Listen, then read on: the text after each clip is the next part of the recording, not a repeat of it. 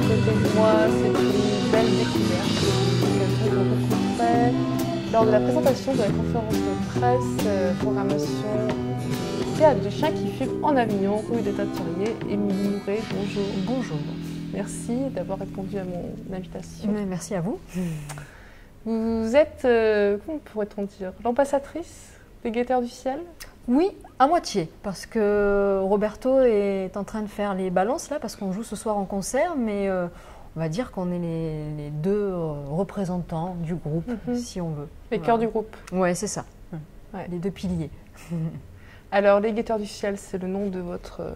Les Guetteurs de Ciel. De Ciel. Ouais. Les Guetteurs de Ciel, c'est le nom de votre groupe. Vous avez sorti un album qui m'a interpellée. Personne n'est parfait. Pourquoi avoir choisi ce nom? On a choisi ce titre pour l'album, déjà parce que c'est un titre qui fait partie, c'est un morceau qui fait partie de l'album. Quand on a cherché parmi les morceaux, les 11 titres d'album, on s'est dit lequel choisir. Et on trouvait que personne n'est parfait, c'était sympa, parce que ça représente bien notre état d'esprit. On se dit, voilà, on est comme on est, on fait les choses qu'on aime à fond, avec tout ce que ça comporte de bien, et puis parfois d'imparfait, justement. Ouais. Et donc voilà, d'où l'écriture de ce titre, et d'où le titre de l'album. On aimait bien cette idée-là, de se représenter comme ça. Alors, est-ce que, quelque part, l'imperfection ne fait pas aussi la subtilité que ça donne une petite touche supplémentaire sur le groupe, et ça fait partie d'un charme? Peut-être, alors ça c'est peut-être pas à nous de le dire, mais en tout cas c'est vrai que moi j'aime bien pas forcément être lisse, pas forcément être toujours au top, et être un peu plus dans la vérité peut-être. Donc voilà, c'est aussi la fragilité parfois, c'est aussi les trucs qui vont un peu moins bien, qui font que, comme je disais, on est vrai, et voilà, pas toujours nickel, mais en tout cas, on est nous. Alors, c'est quoi justement la perfection chez un groupe musical? Bon, vous avez parlé de peut-être différentes façons d'être sur certains moments aussi de la vie, puisqu'on est des humains, bien sûr, et que parfois on a des moments différents à d'autres. Qu'est-ce que c'est la perfection ou l'imperfection? Wow, alors là, c'est un sujet presque philosophique. Je prends 4 heures et je vous fais une disserte. Mais non, je sais pas. Mais déjà, sur le plan artistique, déjà, par exemple, je vais vraiment parler pour moi là sur le plan vocal, par exemple. Je me considère pas comme une immense performeuse vocale, comme pourrait l'être, par exemple, je dis au hasard Céline Dion, ce genre d'interprètes-là, qui sont vocalement parfaite, techniquement, il n'y a rien à dire. Je ne suis pas forcément dans ce registre-là, mais j'ai décidé de l'assumer et d'être, voilà, j'ai une voix peut-être un peu plus sensible, un peu plus écorchée, etc. Voilà, sur le plan artistique et en ce qui me concerne, l'imperfection, elle est à cet endroit-là. Après, sur le plan plus humain, au niveau du groupe, je sais pas, on n'est pas toujours au top, on s'adore, on s'entend bien, et puis des fois c'est plus compliqué parce que c'est dur quand on n'est pas d'accord, voilà, arriver toujours à tomber d'accord malgré tout et avancer ensemble. Donc voilà, on n'est pas, comme je disais, sur une photo lisse où tout va toujours bien, tout est toujours au top, mais n'empêche qu'on fait les choses à fond et que voilà. Vous avez votre cœur avec. Voilà, exactement. D'ailleurs, c'est ce que j'ai pu ressentir, et c'est pour ça d'ailleurs je vous ai demandé de vous rencontrer, parce que quand vous avez présenté votre groupe, vous avez dit finalement j'ai pas grand chose à dire. C'est pas forcément avec des mots que je vais pouvoir expliquer ce que nous faisons. Donc je vous recite presque. Donc c'est vrai qu'il y a peut-être pas grand chose à dire, il y a juste à venir, à écouter et à se laisser aller. C'est un peu ça, parce que c'est vrai que on est toujours dans des positions un peu difficiles quand on nous demande de s'exprimer sur ce qu'on fait, sur notre musique, et c'est vrai qu'on a envie de dire aux gens, franchement, allez juste écouter, parce que qu'est-ce que je peux vous dire, voilà, on sait jamais trop comment définir son style. Déjà, on n'est pas les mieux placés pour le faire. Et puis... Mais alors, on arrive quand même à vous situer. Vous êtes dans la chanson française, dans la poésie, dans quelque chose d'assez mélancolique. Ouais, c'est vrai. C'est sûr que s'il y a quelque chose qu'on peut dire sur lequel on ne se trompe pas, chanson française, voilà, là-dessus, tout le monde est d'accord, on écrit des chansons et elles sont en français. Après, chansons d'auteur qu'on pourrait appeler comme ça, peut-être en... Ouais, c'est vrai qu'il y a des titres comme ça qui sont un peu plus, effectivement, dans la mélancolie, acoustique, plus doux. Et puis d'autre part, en fait, on se laisse une grande liberté, on ne veut rien s'interdire, et c'est pour ça qu'on a du mal avec les étiquettes et avec les registres musicaux comme ça, on a du mal à dire... Voilà, on peut aussi bien faire un titre acoustique, guitare-voix, et puis reprendre un titre pop-rock des années 80, c'est ce qu'on fait. D'autres morceaux vont être un peu plus latins. Voilà, vraiment, on est super ouvert. Alors, on fait de la chanson française, et après, au niveau du registre, on est libre. Alors, présentez-nous votre groupe, donc les Guetteurs de Ciel. Vous êtes donc deux piliers, vous et... Roberto Baccherini, qui est le compositeur, l'arrangeur, le directeur artistique. Moi, j'écris les textes. Il y a également Nathalie Kaufmann qui a écrit une partie des textes de l'album. Et puis ensuite, il y a le reste de l'équipe, les musiciens, bien sûr. Stéphane Saxic à la batterie, Freddy Simboluti à la basse et Antoine Achiari au clavier, qui vient tout juste de nous rejoindre. Il est là depuis 3 semaines dans le groupe. On l'a embarqué avec nous pour commencer à faire les concerts, puisque c'est les premiers concerts qu'on donne ce soir. Et donc voilà, on s'est dit, on est un peu seul à 4, on va rajouter une 5e personne au clavier. Voilà. Alors vous vous êtes rencontrés comment? Alors ça, c'est une longue histoire. Tout commence par ma rencontre avec donc Roberto Baccherini, justement, quand j'avais 15 ans, donc ça commence à faire, c'était une vingtaine d'années. Et en fait, c'était mon prof de guitare, tout simplement. D'accord. Voilà. Moi, je commençais à écrire des chansons et je commençais à me pencher un peu sur la question. Et voilà, il donnait des cours de guitare, je suis tombée chez lui. Voilà, d'abord, c'était mon prof pendant 3 ans. Et puis voilà, petit à petit, moi, quand j'ai voulu faire ce métier, j'ai fait des choses avec lui, qui lui était encore chanteur à l'époque, etc. Plein de diverses collaborations. Pendant des années, un projet qui a duré longtemps où j'étais uniquement auteur et lui, le compositeur déjà, travaillait avec une autre chanteuse.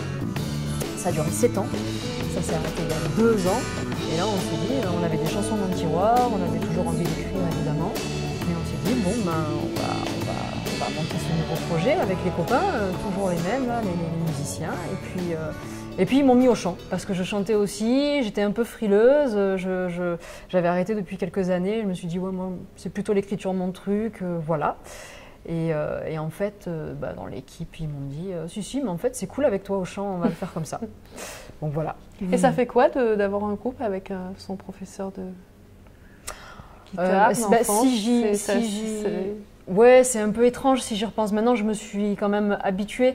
On bosse ensemble depuis une dizaine d'années. Donc, c'est loin maintenant les cours de guitare. Donc, c'est vrai que c'est un peu moins étrange. Mais au départ, oui, ça faisait vraiment super bizarre, quoi. En plus, voilà, moi, quand j'étais tout ado, lui, il était vraiment bien implanté dans le métier déjà. Quand je l'ai rencontré, il avait fait des trucs très importants avec Mama Béa notamment, etc.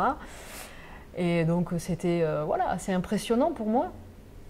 Et c'est vrai que c'est une des premières personnes qui m'a dit t'as ta place dans le métier, quoi, et qui voilà. Donc quand j'ai commencé à travailler avec lui, en effet, c'était un peu étrange. Et puis là maintenant ça commence à faire quelques années, donc c'est fait, c'est acquis, c'est derrière. Et puis maintenant je le vois vraiment comme quelqu'un avec qui je bosse, quoi. Et donc les autres musiciens, en fait vous êtes des musiciens de la région, ce que j'ai pu comprendre, oui, vous êtes à peu près tous... Les autres musiciens sont tous venus là par l'intermédiaire de Robert, qui connaît Freddy Simboluti depuis longtemps aussi, depuis, je sais pas, je veux pas dire de bêtises, mais au moins 20 ans je pense. Ils ont collaboré sur plein de trucs aussi. Pareil pour Stéphane. Que j'ai eu l'occasion d'interviewer déjà. D'accord. Fred Simboluti. Je ne savais pas d'ailleurs qu'il était dans votre groupe. D'accord. À l'époque d'un masterclass qui donnait. Oui, alors avec Mathieu Rabaté. Avec Mathieu Rabaté, exactement. Ah bah oui, ils avaient fait un super truc.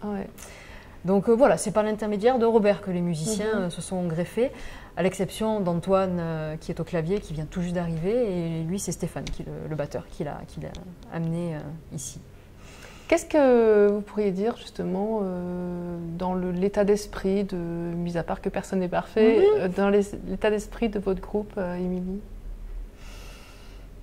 Qu'est-ce qui vous relie, au-delà de la passion, bien sûr, artistique, musicale, mais qu'est-ce que vous pourriez dire qui vous relie et qui permet d'être aussi votre moteur?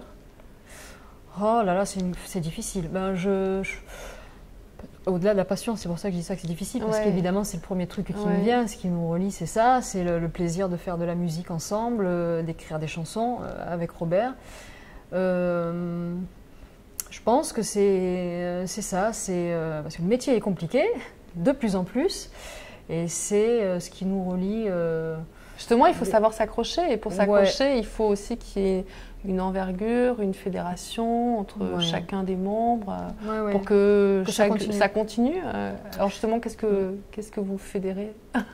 Ouais, je pense que c'est ça, c'est qu'on on aime ce qu'on fait, et puis évidemment il y a cette entente, voilà, les liens qu'on a créés qui font qu'on a envie de continuer à travailler ensemble malgré les difficultés. Et puis, on continue à y croire, donc c'est ça qui nous fait tenir, qui nous tient tous ensemble, je pense. On continue à penser que, voilà, on va arriver avec notre projet, pourquoi pas, à tourner, comme on l'a fait sur notre projet précédent. C'était un projet qui a quand même tourné pendant quelques années. Et c'était la galère souvent, mais on a quand même réussi à tourner un peu dans toute la France. Et là, on espère faire pareil, et c'est ça qui nous tient. C'est voilà, l'envie de rencontrer les gens et de partager nos chansons avec eux, parce que c'est pour ça qu'on fait les choses, évidemment. C'est pour communiquer avec les gens et échanger ces moments-là avec eux par voilà, le biais de nos chansons qu'on écrit, soit par l'album, soit sur scène, évidemment. Alors, quel est le genre de public qui vient vous rencontrer? Bon alors ça, on va le voir parce que c'est notre premier concert. Donc c'est vrai que... Mais alors avant, sur le projet précédent, c'était aussi similaire sur la chanson française? Oui, c'était évidemment de la chanson française aussi. C'était beaucoup plus orienté musique latine que ce qu'on fait là, même si on en a un petit peu gardé des traces. Mais bon, globalement, le public qui venait nous voir et qui, j'imagine, va nous voir, ce sont des amateurs de chansons françaises, en effet. On a souvent des messages de gens qui nous disent « je suis fan de Brassens ». Voilà, c'est la question que j'allais vous poser. Est-ce que voilà, il n'y avait peut-être pas une retranscription, transmission aussi? Apparemment, il y a une filiation à ce niveau-là, parce que c'est vrai que c'est quand même assez fréquent que les gens nous laissent de gentils messages en nous disant ah, enfin de la chanson française, ça nous manque, amateurs de Brassens, Ferré, Brel, etc. Voilà, on est content. Alors vous parlez de difficulté d'aujourd'hui de se placer, de trouver une place dans la chanson et aussi dans la chanson française.